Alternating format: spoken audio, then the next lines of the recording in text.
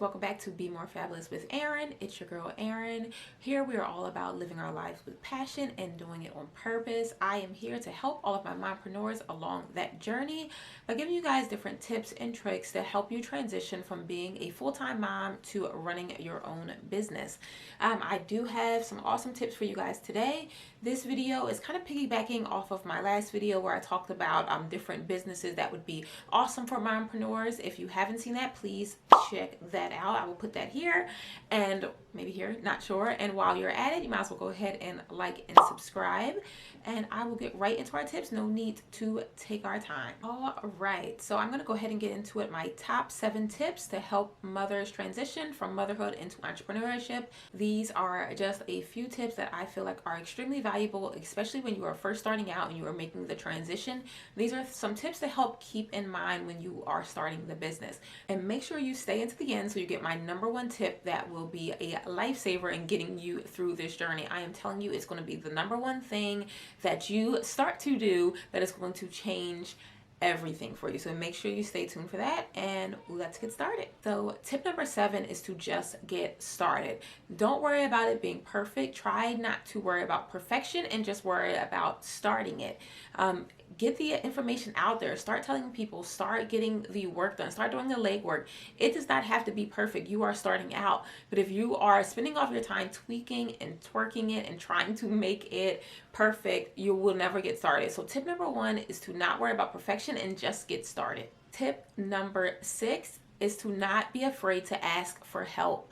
This is an extreme journey you are about to go on. You are already a mother. You are already juggling an entire family. For my mompreneurs out there, you know that this is going to be a huge task and you will not be able to take it all on yourself. I know we feel like we can take on the world at all times and we are afraid often to ask for help.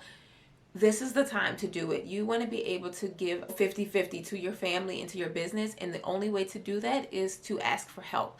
Along with this comes delegating. If you are starting this business with someone else, make sure you're delegating different tasks. At home, make sure you're delegating more tasks to your children if they're old enough.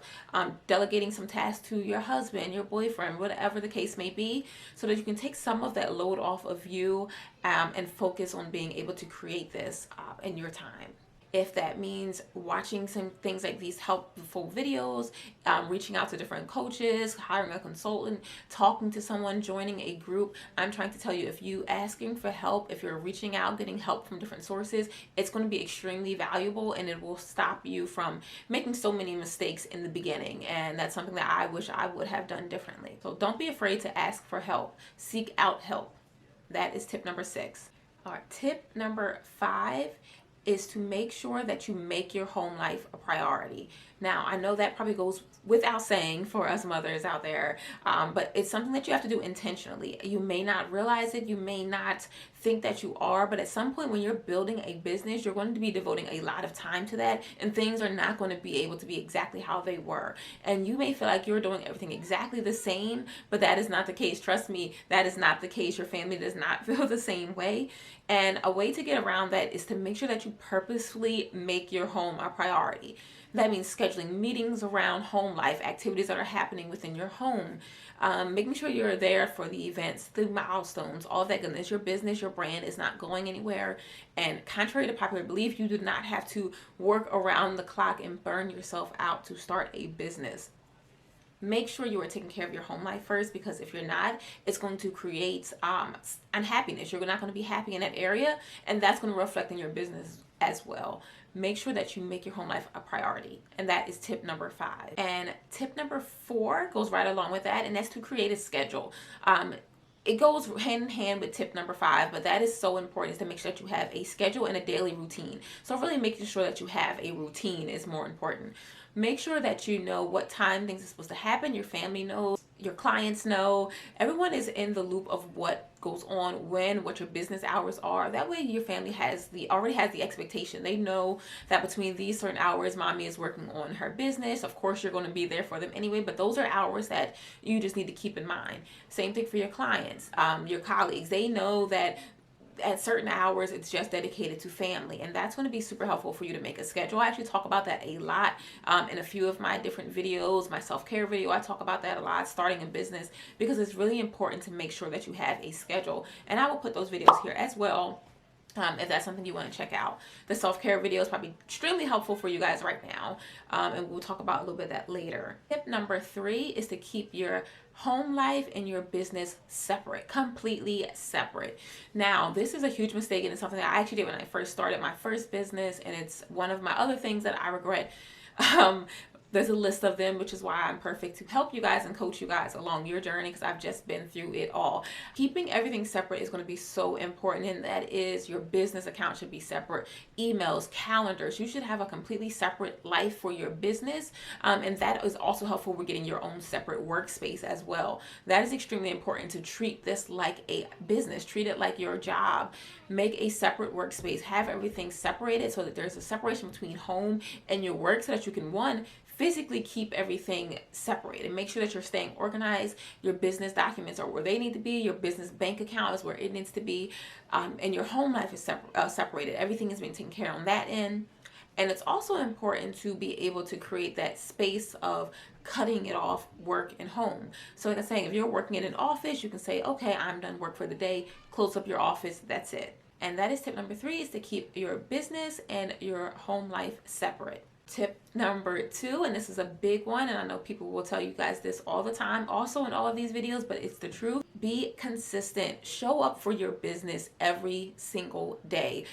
We get caught up in our life. Of course, it's easy. It goes without saying to show up in your life with your family. That is something that you're naturally going to do. You need to put forth the same amount of energy into your business and into your brand. It's something that I struggle with. When I don't feel like getting up to complete a task, I literally force myself to move forward and move on.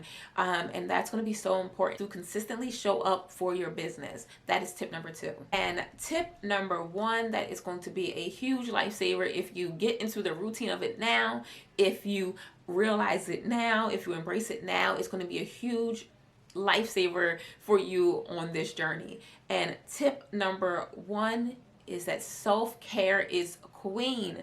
Listen, I know that if you're an entrepreneur, if you love business, if you love marketing, you know all about content is king. Content will help grow your business. Content, all that is fine. But let me tell you, self-care is queen. If you are not taking care of yourself, if you are not making sure that you are fully functioning, that your body is moving on, that your body is strong, that your mind is strong, that you are getting enough rest, that you are prioritizing yourself before others, you will crash and burn. And that's a huge area where mothers struggle with. This is probably one of the biggest things I struggle with the clients that I'm dealing with, is getting mothers to understand that they need to put themselves first in order for this journey to be as smooth as possible. And that sounds crazy, because mothers, we don't put ourselves first. Our family always comes first. As women, everyone comes first. But you cannot pour from an empty cup. I talk about that all the time too. I've talked about that on that self-care video as well. If you are not taking care of yourself, you cannot show up for your business. You cannot show up for your family. You will burn out. Make sure that you're taking care of yourself, making sure that you are taking frequent breaks. When you need a rest, you rest. There is no reason for you to get up at 5 a.m. That is not a tip for mompreneurs. I will tell you that right now. I am here to debunk that, okay? I tried it. It sounds good. It sounds great. But when you are getting that advice from mostly men who don't have to worry about dealing with the family side, for the most part, ladies, we know we are the ones getting up, taking care of the children most of the time. We cannot wake up at 5 a.m. and still be productive. I'm going to tell you right now. Okay. Make sure that you guys are taking care of yourselves, eating right, living right, sleeping right, getting the rest that you need, making yourself a schedule, making yourself a priority, telling people no. That is another bonus tip for you. Tell people no. That is going to save you. That is it, guys. I hope you guys really enjoyed my 7 tips. Will help you on your journey from being a mom into an entrepreneur. It's a journey. It's a lot of fun. It's a roller coaster. There are ups, there are downs. I have been on this journey now for 10 years out of my life, so I cannot tell you that I'm a billionaire, but I can tell you that it was well worth it. It was well worth it. And that's another tip that you have to remember when you're on this journey, especially as mothers, is that you have to define your own level of success. And for mothers, sometimes that is not the fancy everything being going. Sometimes that level of success is being able to create a life for your family and still spend time with your family, be a part of the life that you're building. That has been the most valuable thing I could have gotten out of this journey. And I want to be able to share that with you guys. I want to coach you guys into moving on to the next stages of your life. I'm extremely excited that I started coaching. It has already been so fulfilling and rewarding, and I'm looking forward to really talking to you guys. If you have any questions, if you have any things that you just want to talk about, leave them down in the comment section.